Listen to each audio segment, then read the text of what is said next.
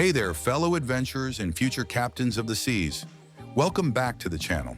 Today we're diving into one of the most exhilarating and, let's be honest, most profitable activities in Ultima Online Outlands. Ocean farming.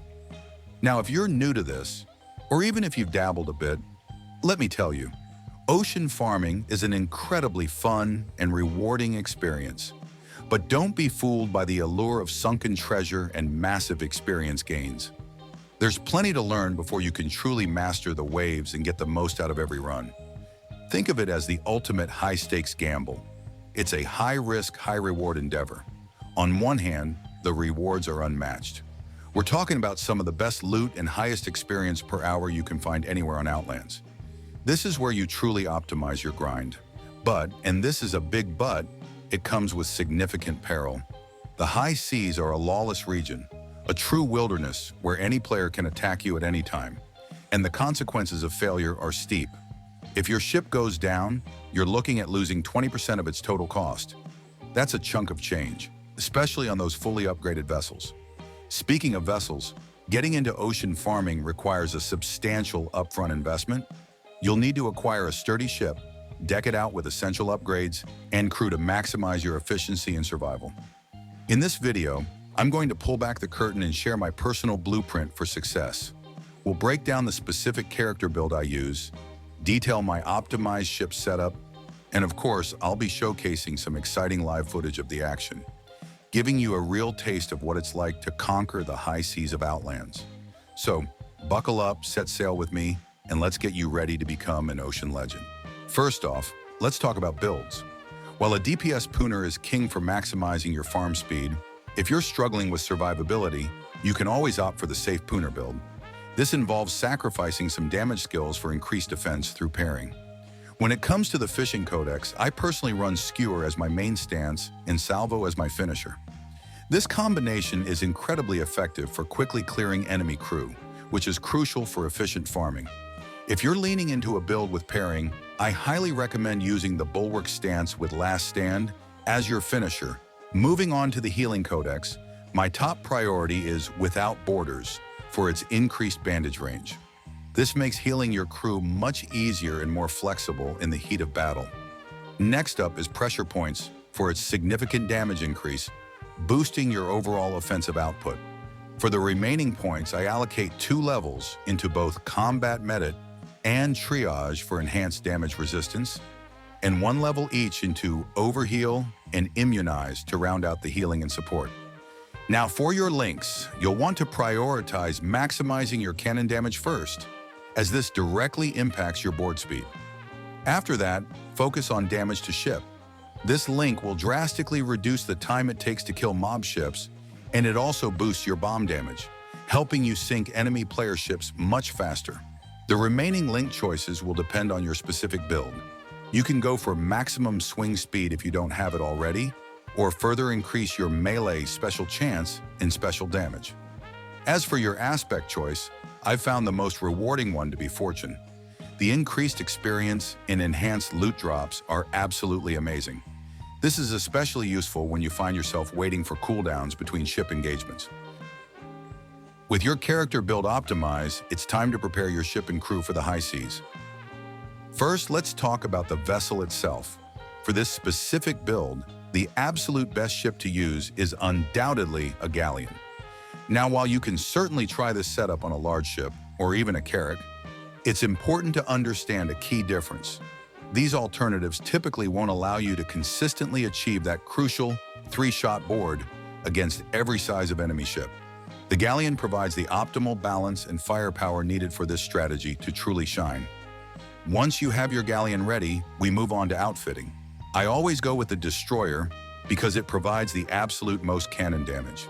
Your special item should be exceptional powder for, you guessed it, even more devastating cannon damage. As for crew supplies, healthy rations are essential to significantly boost your crew survivability. Now let's talk about your crew. In the current patch, I've found the most effective crew setup to be 2 powder monkeys. These guys are essential for their bomb damage boost. This is incredibly useful for finishing off larger ships quickly and efficiently, allowing you to move on to your next target without delay. 3 medics or pilgrims. You'll need these to keep your crew alive and healthy. This healing is absolutely crucial, especially against tough opponents like demon and vile ships. These powerful enemies can decimate your crew incredibly fast, so you'll need every bit of healing you can get to sustain your engagements. 1 carpenter. For repairing your ship. This one is somewhat optional, as you can often mitigate a lot of ship damage by constantly maneuvering and positioning correctly. However, having one can provide a valuable safety net. A quick note on crew quality. Crews with the absolute best stats are incredibly rare and, as you might expect, extremely expensive. Some of the top-tier crews can fetch over 50 million gold. There's no need to rush into acquiring these high-cost crews right away. Just get what you can and then slowly upgrade them as you gain more experience and truly understand what works best for your playstyle. And with all these upgrades and the right crew in place, this is how my ship's stats typically look. Now let's talk abilities.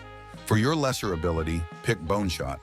This crucial skill lowers enemy crew armor, allowing you to finish them off rapidly after boarding. Your regular ability is Heat Seeker Ammo. Landing a hit with this ability drastically increases your accuracy against the enemy ship, perfectly setting up your subsequent attacks. For your greater ability, go with Icebreaker Ammo. Landing this shot significantly increases your damage output against the enemy ship, further amplifying the power of your next ability. Finally, your auxiliary ability is Flak Cannons. This is arguably the highest damage ability available. It's incredibly useful in PvP encounters, but it also serves as a potent PvM option when your Icebreaker ammo is on cooldown. It's important to note that these secondary abilities are more situational and primarily designed for intense PvP engagements. Feel free to experiment with others that better suit your personal playstyle and strategy. Now for the core farming rotation with this setup, it's quite straightforward. You'll want to lead with Heat Seeker Ammo, follow up with Icebreaker Ammo, then hit them with Bone Shot, and finally board the ship. Here's a quick tip for maximizing efficiency. Heat Seeker Ammo will come off cooldown faster than Icebreaker Ammo. So if you find yourself engaging another ship rapidly, you can adjust your rotation like this. You'd use Heat Seeker Ammo, then pivot directly to Flak Cannons,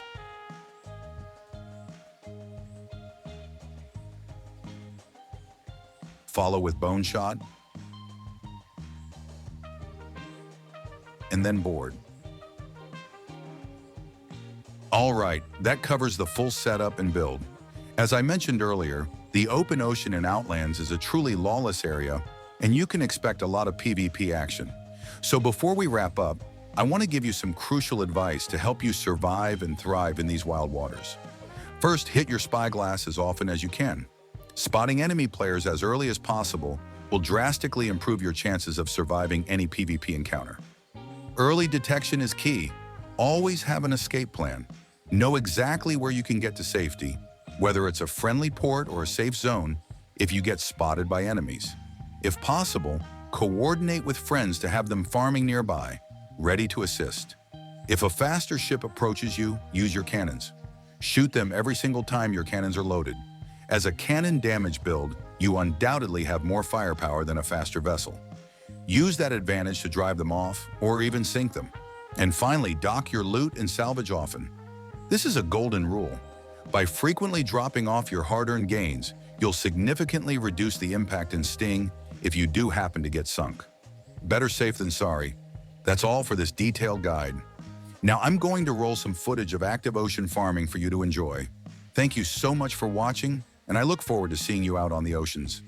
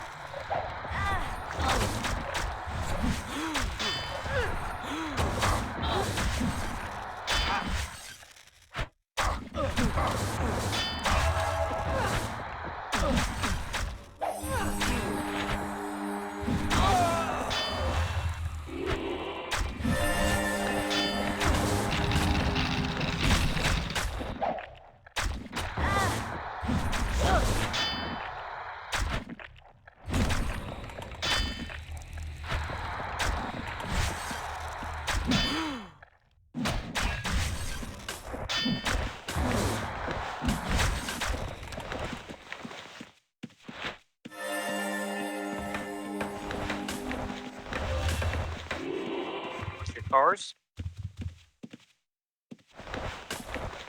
There you go, buddy.